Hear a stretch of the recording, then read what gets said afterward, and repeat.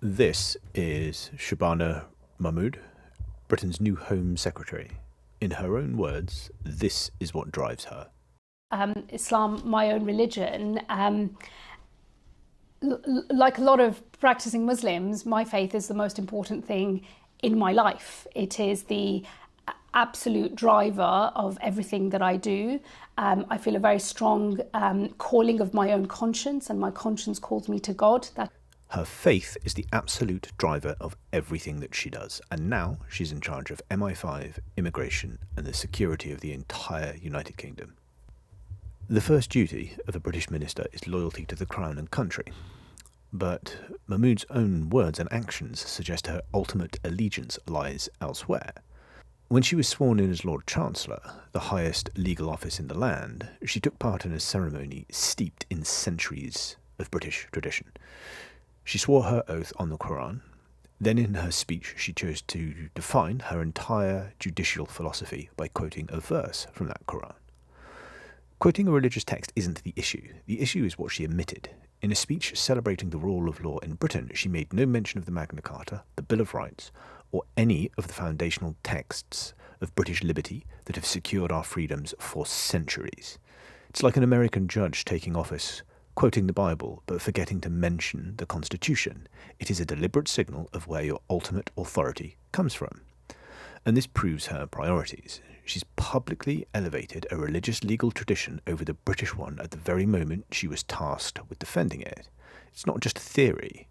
We've seen exactly how this plays out when her religious doctrine clashes with secular law. In 2024, she argued against a bill on assisted dying, not on legal or practical grounds, but explicitly because of her Islamic faith.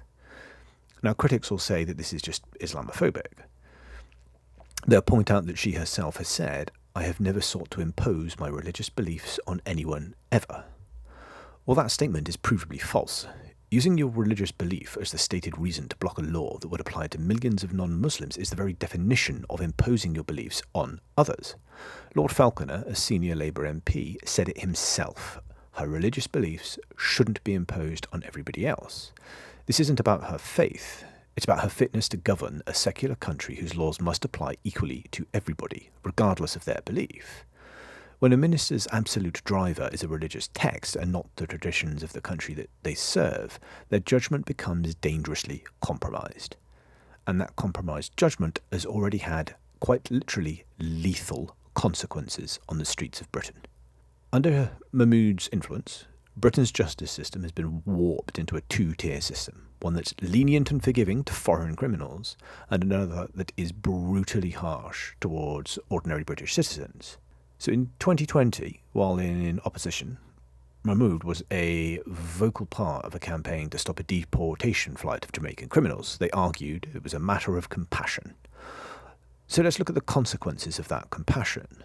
One of the criminals whose deportation was halted following these campaigns was a man named Ernesto Elliott.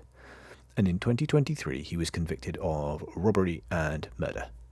Another was Akiva Haven, who was saved from the flight in February 2020. A year later, jailed for 4 years for supplying Class A substances. Mahmood fought to keep a future murderer and drug dealer in Britain, but that wasn't a one-off mistake. It became her official policy. As Justice Secretary, she rolled out an early prisoner release scheme that's freed over 16,000 offenders to ease overcrowding. This included men like Lawson Natty, who supplied a weapon used in a killing, and Adam Andrews, who shook a baby so violently that it was left blind and paralysed. The establishment will tell us her silence on the case of Lucy Connolly, for example, was about respecting judicial independence. Lucy, of course, the British mother that was jailed for 31 months for an angry tweet after a terror attack. But this is a shield of convenience, and it's insulting. She felt no need to respect government policy when she was campaigning to keep Jamaican murderers in the country. But when a British mother was handed a draconian sentence for words on a screen, she suddenly discovered a deep respect for constitutional propriety and said nothing. Her selective outrage reveals her true priorities. The message from her record is chillingly clear. In Mahmood's Britain, a foreign murderer gets more compassion from the government than a British mother, and that twisted priority is about to sabotage the most sensitive investigation in the country. As Home Secretary, Mahmood now oversees the national inquiry into the, shall we say, child exploitation gangs. I have to choose my words carefully as it's on YouTube. So we've appointed a Pakistani heritage Muslim to oversee an inquiry onto the gangs comprised overwhelmingly of Pakistani heritage men. Well, this is a catastrophic conflict of interest. It's the political equivalent of putting the fox in charge of the henhouse. And to be clear, this isn't about her ethnicity, it is about her ideology. Mahmood has publicly endorsed the all-parliamentary group's definition of Islamophobia. Their definition states that Islamophobia is rooted in racism. Well, the definition is a trap. The report that contains it gives examples of what it considers Islamophobic. These include accusing Muslim citizens of being more loyal to the Ummah and talking about conspiracies about Muslim entryism in politics. Well, an honest inquiry into the grooming gangs must ask difficult questions about cultural attitudes, community dynamics, and whether a sense of shared identity was used to protect perpetrators. The very questions that are essential to uncover the truth of this scandal are predefined as racist by the ideology that Mahmood champions. Any investigator, any police officer, or any victim who dares to point out the obvious cultural patterns will be silenced by the very definition the new Home Secretary supports. The inquiry is essentially rigged to fail before it's even begun. Now, apologists will claim she's called for a moment of reckoning on the issue, that focusing on the perpetrator's background is the real racism. Well, a reckoning is just an empty phrase when you champion rules designed to make an honest reckoning impossible. This isn't about smearing a community, it's about acknowledging a specific, undeniable criminal pathology that official reports themselves have admitted exists. To refuse to name the problem isn't anti-racist, it's anti-victim. It's a calculated decision to protect the reputation of the perpetrator group over delivering justice for the victims. The inquiry is not designed to find the truth, it's designed to manage a narrative. And if she is willing to compromise an investigation into the, shall we say, mistreatment of children, again, I have to choose my words carefully, what's she willing to do when it comes to national security? Mahmood's record of downplaying extremism and her history of radical activism make her a direct threat to the security of the United Kingdom. In a 2014 article for the Huffington Post, written during the Trojan Horse scandal that exposed Islamist entryism into Birmingham schools, Mahmood wrote the following words: "There is no evidence that religious conservatism within Islam leads to violence and extremism." I mean, just let that sink in. The woman who is now in charge of MI5 and the entire domestic counter-terrorism apparatus once publicly declared that there is no link between hardline religious ideology and the violence it inspires. This is either catastrophic naivety or a deliberate deception.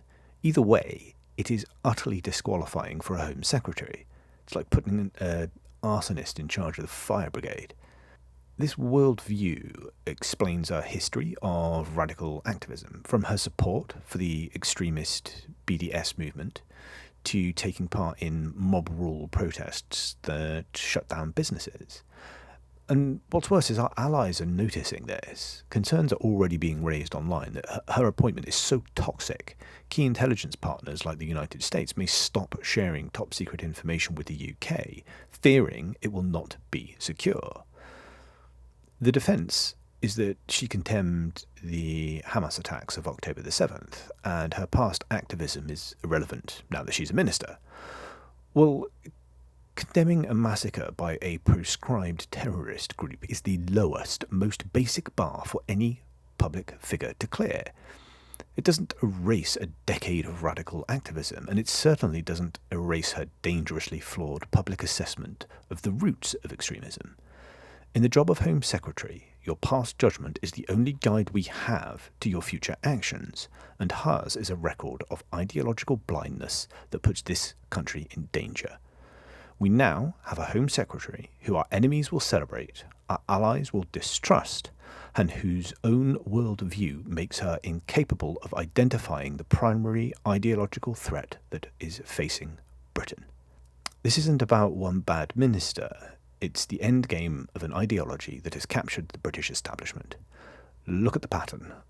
Loyalty to faith over country, a justice system that protects foreign criminals over British citizens, an inquiry into child mistreatment, shall we say, that's rigged to protect the abuser's community, and a national security strategy led by someone who refuses to name the ideological enemy. Every single point leads back to her statement from the very beginning. Her faith is the absolute driver. Her record is one of relentless ideological consistency. The interests of the British people, their safety, their traditions, and justice for their children have consistently come second. Her appointment isn't a mistake. It is the ultimate expression of a two-tier system that has now reached the very heart of our government.